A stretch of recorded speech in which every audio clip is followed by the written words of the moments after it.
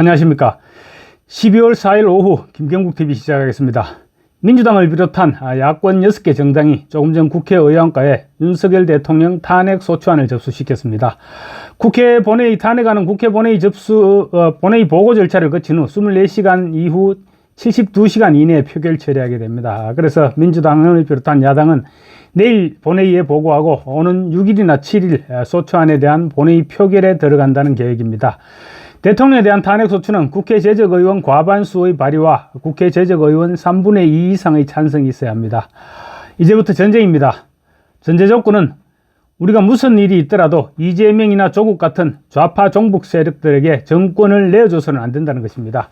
그러기 위해서는 윤석열 대통령에 대한 탄핵은 무조건 저지시켜야 합니다. 지금 야당 6개 정당과 무소속 국회의장 등을 포함하면 총 192명입니다. 국민의힘에서 8명이 탄핵에 찬성해야만 탄핵안이 국회를 통과할 수 있게 됩니다. 8명, 결코 적은 숫자가 아닙니다. 결국 국민의힘 소속 의원들이 얼마나 단결하는 것이냐, 이 부분이 관건입니다. 국민의힘 친한계 의원들은 이번 대통령의 비상계엄령 해제 요구 결의안에는 찬성표를 던졌습니다. 대통령의 비상계엄에는 분명한 반대 입장을 보였던 것이죠. 그런데 탄핵은 또 별개의 문제입니다. 아직 국민의힘 내부에서는 탄핵이라는 말은 나오지 않고 있습니다. 윤석열 대통령에게 탈당을 요구할 것인지를 놓고 내부 의견이 엇갈리고 있는 그 정도 수준입니다. 탄핵안에 대해서는 아마 더욱더 거부감이 많을 것입니다. 특히 이미 박근혜 전 대통령을 탄핵시켰었던 뼈아픈 경험이 있습니다. 그 경험을 통해서 대통령이 탄핵을 당하게 되면 우리에게 어떤 일이 벌어질 것인지 너무도 잘 알고 있는데 우리 손으로 정권을 그리 쉽게 넘겨줄 수는 없는 일입니다.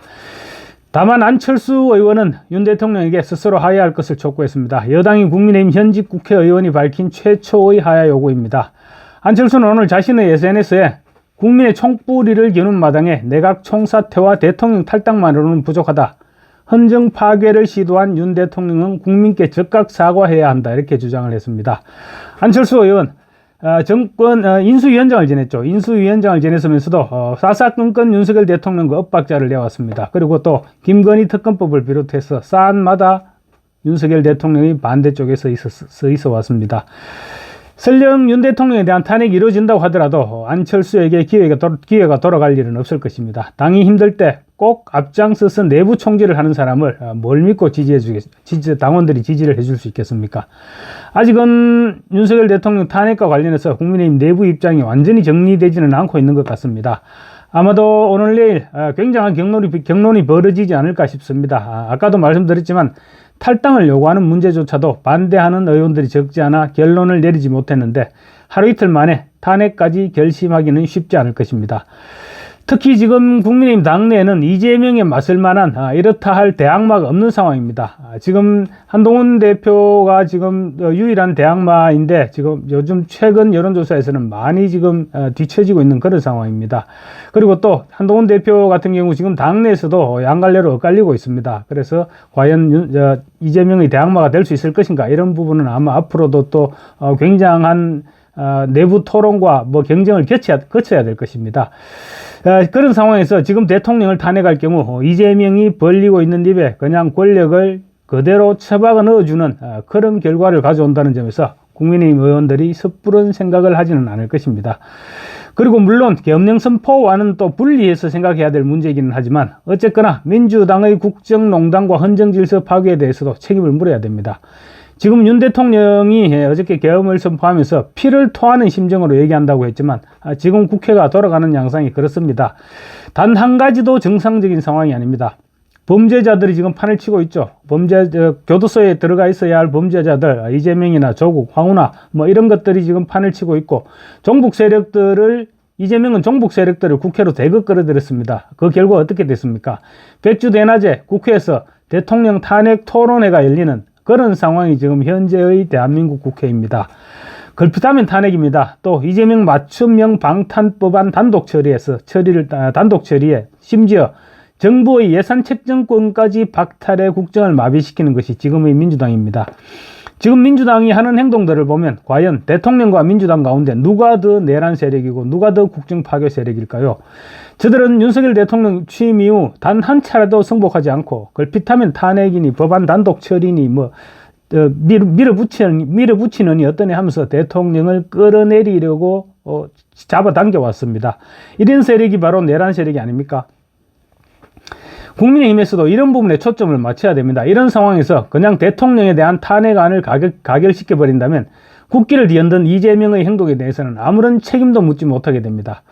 사실 민주당은 윤 대통령을 계속 궁지로 몰아넣음으로써 선택의 폭을 좁혀왔습니다. 그래서 결국은 막다른 골목으로 내몰린 윤 대통령 입장에서는 내란에 준하는 비상사태로 판단을 했을 수도 있습니다. 판단 기준은 사람마다 다르죠. 사람마다 다르고 처한 상황마다 모두가 다를 것입니다. 그래서 윤석열 대통령이 작금의 민주당의 행태를 내란에 준하는 비상사태로 판단했다는 그런 부분은 충분히 해석하기에 따라서 다툼의 여지가 충분히 있을 수 있다고 봅니다.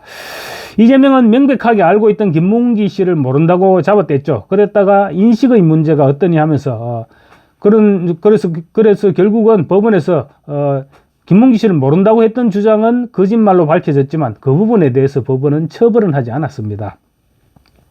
어쨌거나 윤 대통령이 비상사태로 판단했을 정도로 심각한 민주당의 반헌법적인 행태도 분명히 짚고 넘어가야 할 것 같습니다.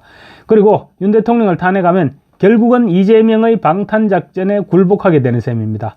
다행히 비상계엄 시행 과정에서의 물리적인 충돌은 없었습니다. 정말로 천만다행입니다. 또 국무회의 소집 여부를 둘러싼 말들도 많았지만 국무회의 심의를 거쳤던 것으로 지금 확인되고 있습니다. 탄핵을 추진할 때 가장 명백하게 내세울 수 있는 사유가 바로 절차적 하자입니다. 절차상의 하자는 팩트의 문제입니다. 그래서 팩트의 문제이기 때문에 만약에 국무회의 심의를 거치지 않았다면 중대한 탄핵 사유가 될 수밖에 없었을 것입니다. 그렇지만 국무회의는 분명히 소집됐고 참석자 대부분이 반대 입장을 밝히기는 했지만 심의 절차를 분명히 거쳤습니다. 그리고 그 후 윤석열 대통령이 결단을 내렸던 것입니다.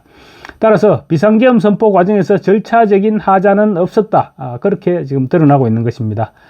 지금쯤 아마 국민의힘 의원들도 구체적인 파악을 하고 있을 것이고 또 탄핵 사유가 있는지 그리고 탄핵 사유가 설령 있다고 하더라도 국회에서 시켰을 때 불어닥칠 후폭풍보다 탄핵 사유가 더 심각한지 이런 부분들을 꼼꼼하게 따져보게 될 것입니다.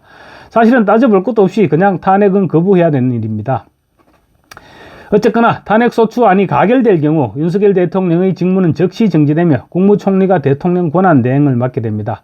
동시에 헌법재판소는 탄핵 심판 절차를 개시하게 되는데 현재 지금 헌법재판관이 6명밖에 없습니다. 6인 체제의 헌법재판소가 대통령 탄핵이라는 중차대한 사안을 아마 심의할 수는 없을 것입니다. 그래서 헌법재판관 3명 추가 임명을 아마 서두르기는 하겠지만 그렇게 호다닥 처리가 될지는 모르겠습니다. 그리고 그 3명을 추가로 임명해서 완전체 헌법재판소 9명 완전체가 된 이후부터 탄핵안을 심의하게 된다면 탄핵 심판은 법에 명시된 180일을 지킬 수 있을지도 솔직히 의문입니다. 어쨌거나 결론은 간단합니다. 윤석열 대통령이 탄핵을 당하는 일은 절대로 있어서는 안 될 것이고 이번 탄핵에 찬성하는 보수 정치인은 다시는 국민의힘에 발을 디디지 못하게 될 것이라는 것입니다. 그리고 오늘 조희대 대법원장이 출근길에 기자들에게 밝혔듯이 사법부는 어려울 때일수록 본연의 업무를 더욱 확실하게 추진해 나가야 될 것입니다. 혹시라도 12월 10일 날을 받아놓은 조국의 대법원 최종 선고나 이재명의 선거법 위반 또 위정교사 혐의에 대한 항소심 재판 역시 차질을 빚는 일이 있어서는 안 될 것입니다. 감사합니다.